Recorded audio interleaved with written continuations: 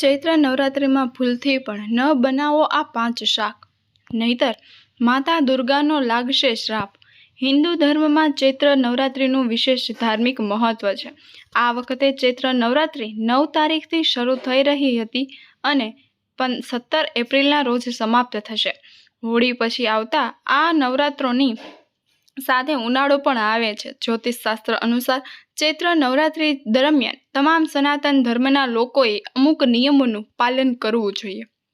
ધાર્મિક માન્યતાઓ અનુસાર નવરાત્રિ દરમિયાન કેટલીક વસ્તુઓ ખાવાની મનાઈ છે. ન તો આ શાક બનાવવું જોઈએ અને આ શાકભાજી બનાવીને ખાવાથી ઘરમાં નકારાત્મક ઉર્જા આવે છે અને માતા રાનીનો શ્રાપ લાગે છે. ચાલો જાણીએ કઈ એવી વસ્તુઓ અને શાકભાજી છે જે ઉપવાસમાં ન ખાવી જોઈએ. એ જાણીએ તે પહેલાં આ વિડીયોને લાઈક કરજો, ચેનલને સબસ્ક્રાઈબ કરજો અને જો તમે આ ચેનલ ઉપર નવા હોય તો ચેનલને સબસ્ક્રાઈબ કરવાનું ભૂલતા નહીં. કોમેન્ટ બોક્સમાં જય માતાજી જરૂરથી લખજો. નંબર 1, મૂળા. જ્યોતિષમાં મૂળાનો સંબંધ રાહુ સાથે છે. રાહુની ખરાબ અસરને દૂર કરવા માટે મૂળાનું દાન કરવું જોઈએ. આયુર્વેદ અનુસાર આ વાત વર્ધક થાય છે. તેના સેવનથી રજોગુણ અને તમોગુણ વધે છે. તેથી વ્રતના સમય દરમિયાન મૂળાનું સેવન ન કરવું જોઈએ. નંબર 2, ભૂલથી પણ લસણ અને ડુંગળી ન ખાઓ.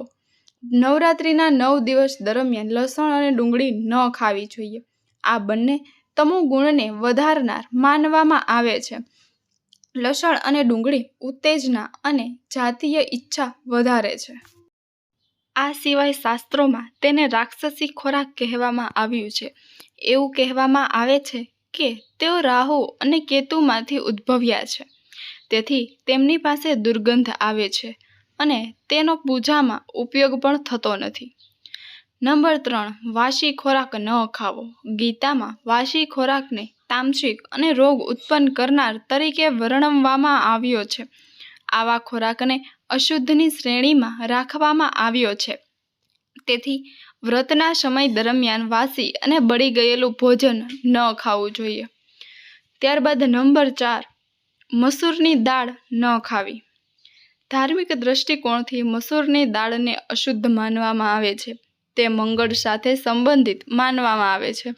કહેવાય છે કે તેના સેવનથી મનમાં હિંસક અને તામસિક વિચારો આવે છે.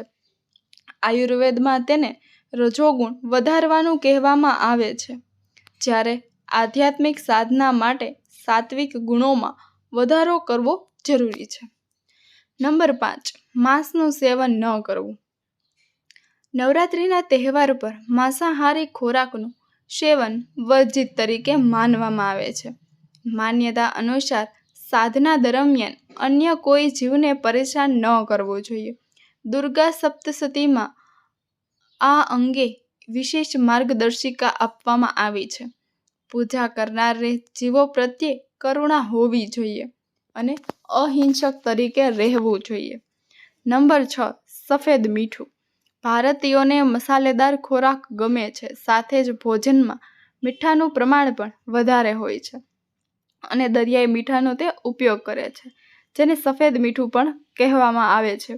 પરંતુ નવરાત્રિના 9 દિવસો દરમિયાન સફેદ મીઠાને બદલે સિંધવ મીઠાનો ઉપયોગ કરવો જોઈએ.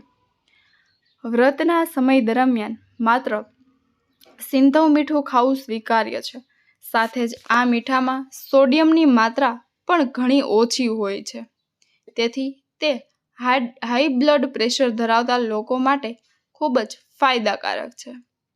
તેથી નવરાત્રિના 9 દિવસો દરમિયાન ઉપવાસમાં માત્ર સિંધવ મીઠું જ સેવન કરીને રાખવું જોઈએ. નંબર 7, રીંગણા ન ખાવા જોઈએ. નવરાત્રિ દરમિયાન રીંગણાનું સેવન ન કરવું જોઈએ. રીંગણામાં રજોગુણ હોય છે, તેનાથી સાત્વિક લાગણી ઓછી થાય છે. આ સિવાય ચામડીના રોગો થવાની પણ સંભાવના રહે છે.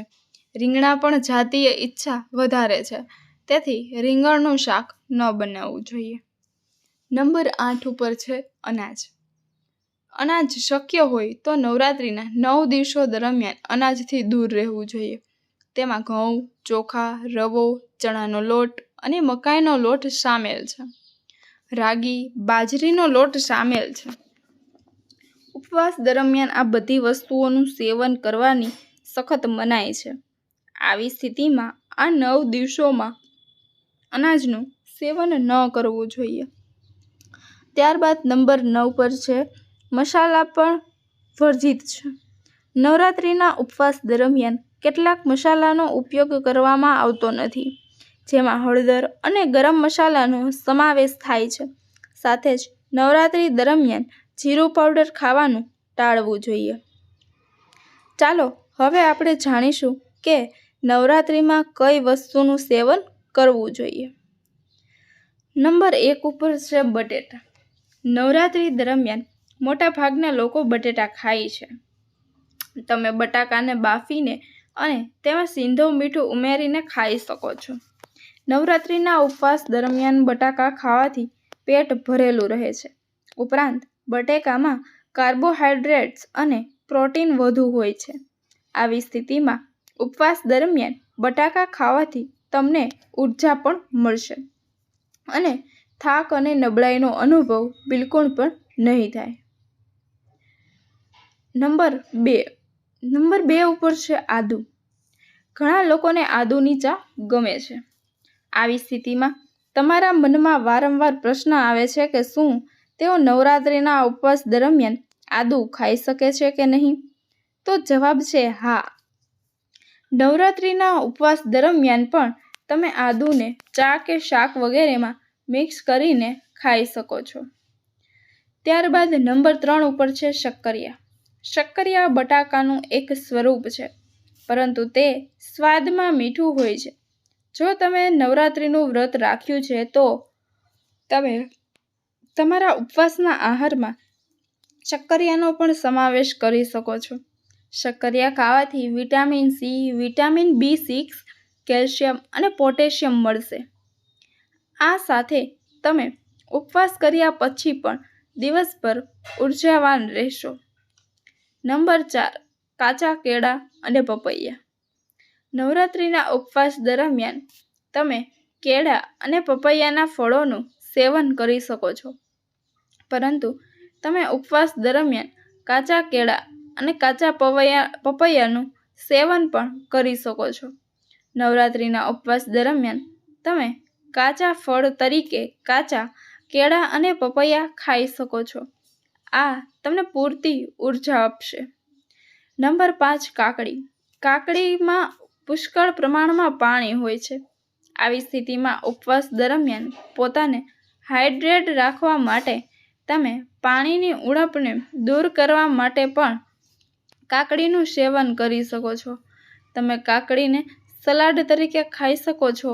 આનાથી તમારી ભૂખ સંતોષાશે અને પાણીની પણ કોઈ કમી નહીં રહે. નંબર 6 ફૂટનો લોટ. નવરાત્રિમાં વ્રત દરમિયાન ઘઉં અને ચોખાનો નિયમિત અનાજની મંજૂરી નથી. આવી સ્થિતિમાં તમે કૂટનો લોટને શિંગોડાનો લોટ અથવા રાજગરાનો લોટ ખાઈ શકો છો અને સામાન્ય સફેદ ચોખાને બદલે તમે સમાઈ ચોખા પણ ખાઈ શકો છો. નંબર 7 ડેરી ઉત્પાદકો અને શાકભાજી. પાચક શાકભાજીમાં સરગવો અને દૂધીનો સમાવેશ થાય છે. આ શાકભાજી ઉપવાસ દરમિયાન ખાવા માટે યોગ્ય છે. ઉપરાંત તમે નવરાત્રિના ઉપવાસમાં ચીઝ, પનીર, ઘી, ક્રીમ, ખોયા જેવા ડેરી ઉત્પાદકોનું સેવન પણ કરી શકો છો. આ સિવાય તમે નવરાત્રિના ઉપવાસ દરમિયાન તમામ ડેરી ઉત્પાદકોને ખાઈ શકો છો. તમારે સવારે અને સાંજે દૂધ પીવું જોઈએ. આ સિવાય ચીઝનું સેવન કરો. પનીરને આછું શેક્યા પછી ખાઈ શકાય છે.